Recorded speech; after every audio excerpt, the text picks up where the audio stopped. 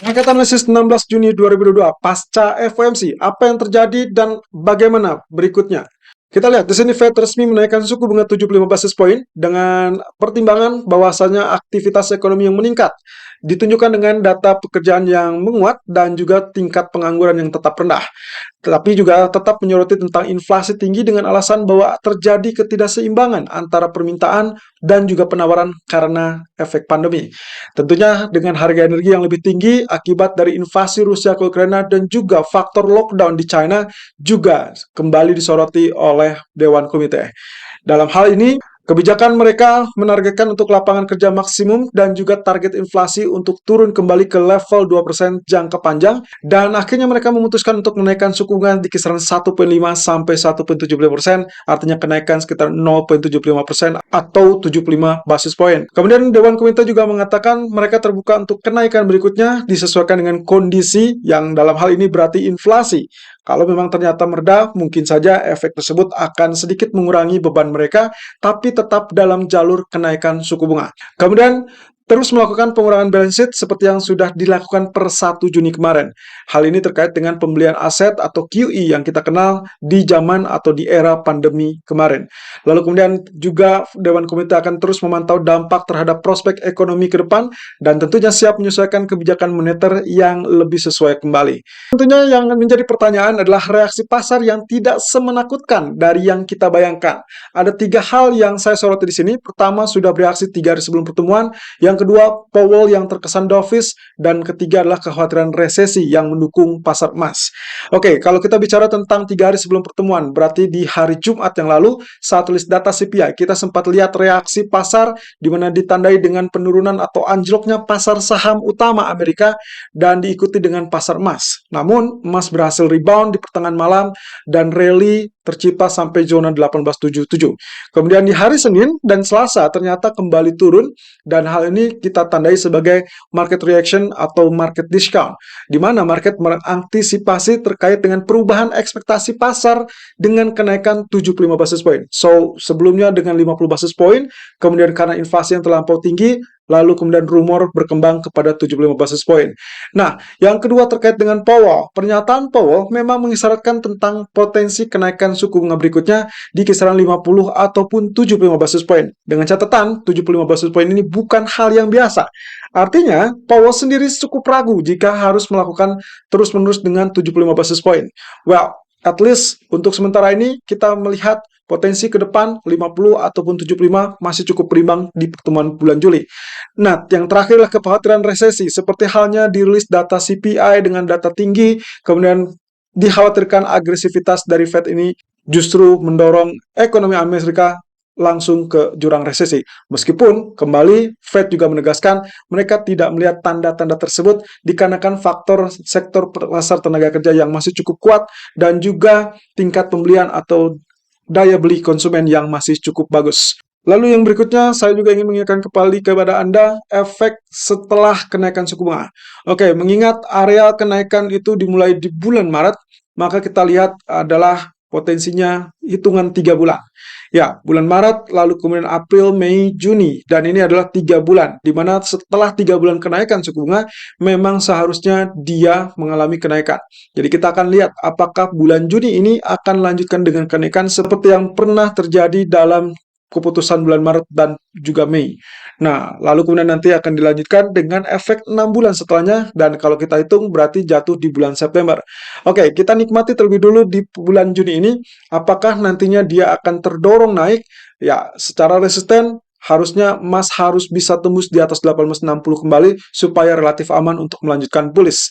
Di sisi lain, untuk malam ini kita akan langsung fokus kepada BOE dan skenario BOE yang sudah sempat kami share di hari Senin, kami ulang kembali dan tidak ada perubahan sejauh ini untuk skenario-nya karena market masih tetap memperkirakan sekitar 25 basis point. Well, at least kita punya patokan 25 basis point karena memang kondisi Inggris agak relatif lebih sulit daripada Amerika. Mereka agak kesulitan untuk menaikkan 75 basis point. Atau mungkin saja kenaikan 50 basis point akan menjadi kejutan. Ya, kita akan lihat. Skenario yang pertama adalah kalau misalkan naiknya hanya 25 basis point atau sesuai ekspektasi, maka responnya adalah pound sterling diperkirakan naik sesaat, kemudian berbalik turun karena market sudah mengantisipasi kenaikan 25 basis point tersebut. Artinya hal ini mirip dengan kejadian di pertemuan BOE sebelumnya. Nah, oleh karena itu buy on rumor sell effects, kenaikan terbatas sebelum pengumuman lalu kemudian berbalik turun setelah pengumuman diharapkan bisa terjadi kembali. Sementara itu kalau kenaikan di bawah 25 basis point, yang mana tidak mungkin terjadi, tapi kalau memang terjadi, maka pound sterling akan melepas secara drastis dan kemungkinan turun kembali di bawah 1.2000. Nah, terakhir skenario-nya adalah kenaikan di atas 25 basis point, yang mungkin saja bisa terjadi dengan 50 basis point, mengingat beberapa bank sentral lain sudah confirm dengan kenaikan 50 basis point. Responnya tentunya akan sangat menguatkan pound sterling jika terwujud dan kemungkinan hanya naik sampai 2 resisten di atas. Berarti kita akan lihat mungkin area kembali di atas area 1.23 ataupun 1.24. Technical View 16 Juni 2022, kita langsung lihat dari perkembangan terbaru DXY atau indeks dolar yang ternyata kemarin memang sempat spike lalu kemudian direspon dengan penurunan. Hal yang sangat klasik setelah terjadi kenaikan sebelumnya sebelum keputusan, sehingga di saat keputusan justru berbalik mengalami penurunan. Oke, apakah ini akan menjadi konsisten turun atau tidak? Oke, sedikit menyimak dari areal kiri, lalu kemudian tengahnya ada puncak, lalu kemudian di bagian kanan pun ada long tail seperti demikian.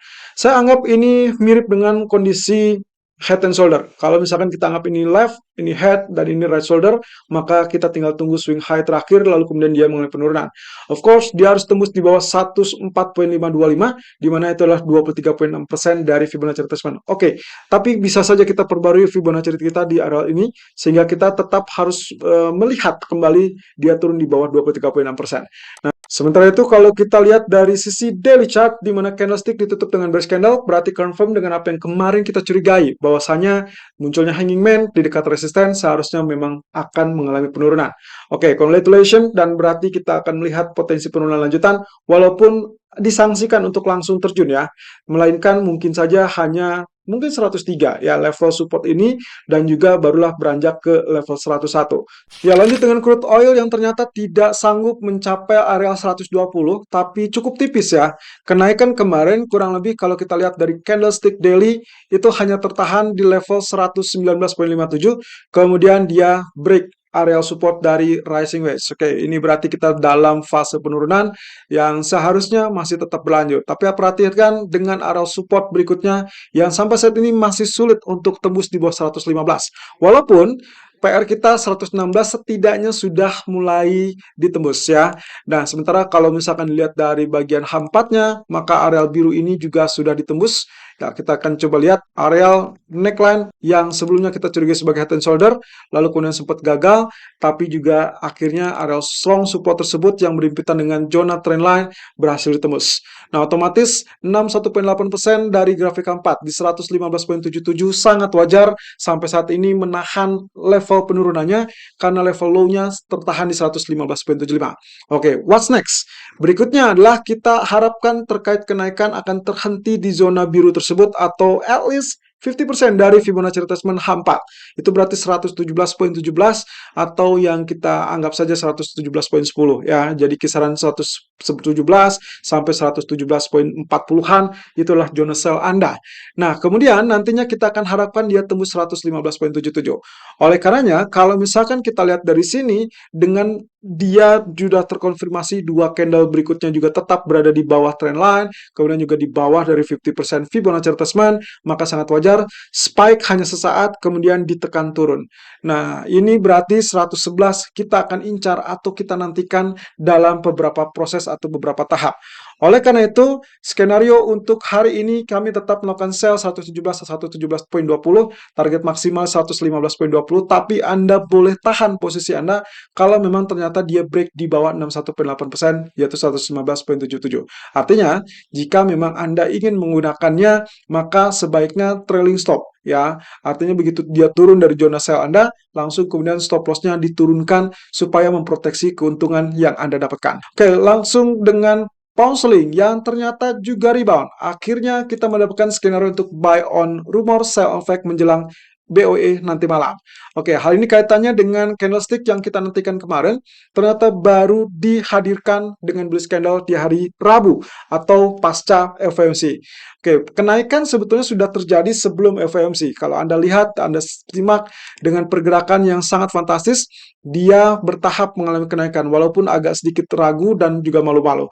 Tapi di pertengahan malam, dia meskipun dia sempat turun sampai level 1.2027, tapi juga langsung rebound karena dolar berbalik lemah. Oleh karenanya, kalau misalnya kita perhatikan di sini, candlestick berbentuk bullish engulfing. Tapi sayangnya, dia sekarang berada di titik kritikal, di mana area resisten psikologis atau resisten historical, lebih tepatnya, akan berpotensi menahan kenaikan dia. Nah, tapi kalaupun iya, maka level 50% dari Fibonacci retracement daily chart di 1.2266 ataupun fit 61.8%, 1.2344 akan menjadi jembatan berikutnya. Kalau saja BOE bisa mengumumkan kenaikan 50 basis point atau di atas ekspektasi 25 basis point, maka kita bisa melihatnya naik sampai level 1.23 atau bahkan lebih tinggi. Tapi kalau misalkan ternyata hanya 25 basis point, maka yang akan kita lihat spike sesaat kemudian berbalik turun sehingga akhirnya membatalkan kondisi bullish engulfing tersebut. Saya curiga 1.2090 pun bisa kembali tembus atau bahkan mendekati 1.2020. Nah, tapi di grafik 4 kita lihat terlebih dulu. Kalau saya gunakan Fibonacci retracement lalu dipadu-padankan dengan historical price yang ada. Oke, ini areal tadi ya, areal yang wajib untuk ditembus. Tapi kalau misalkan dia tidak sanggup tembus 61.8%, 1.2294, saya rasa Anda bisa switch menjadi sell. Nah, ini kaitannya dengan buy or more sell effect. So, skenario-nya memang kita harapkan untuk terjadi spike lebih dulu. Itulah sebabnya kenapa pagi tadi kami sempat memberikan rekomendasi untuk melakukan buy lebih dulu, 1.2160 ataupun 1.2180 dengan target maksimal 1.2280, atau Anda boleh bergegas saat menjelang 1.2220 ya. Nah, untuk stop loss-nya sendiri kami sengaja memberikannya untuk tipis saja di 1.2100 in case ternyata sebelum pengumuman pun dia sudah terjadi penurunan lebih drastis. Nah, sementara untuk gold sendiri ya surprisingly dia tidak berhasil tembus atau bahkan turun dari area yang kita khawatirkan terjadi. Lagi-lagi bantuan kita tertolong dengan support psikologis 1806, 1810. Ya, dia sempat spike, persis dengan skenario kita yang menginginkan area sell 1830, 1832, kemudian dia turun juga ke 1813, dan itu berarti confirm dengan strategi yang kemarin. Nah, sementara saat FOMC, ternyata dia tidak berhasil turun atau bahkan swing low lebih rendah. Dikarenakan faktor kejutan tersebut sudah diantisipasi oleh pasar dan mereka ternyata sudah bisa menerima terkait dengan kenaikan 75 basis point. Of course, basically mereka khawatir tentang resesi sehingga akhirnya beralih kepada safe haven gold. Dan ini juga kaitannya dengan apa yang terjadi beberapa waktu yang silam.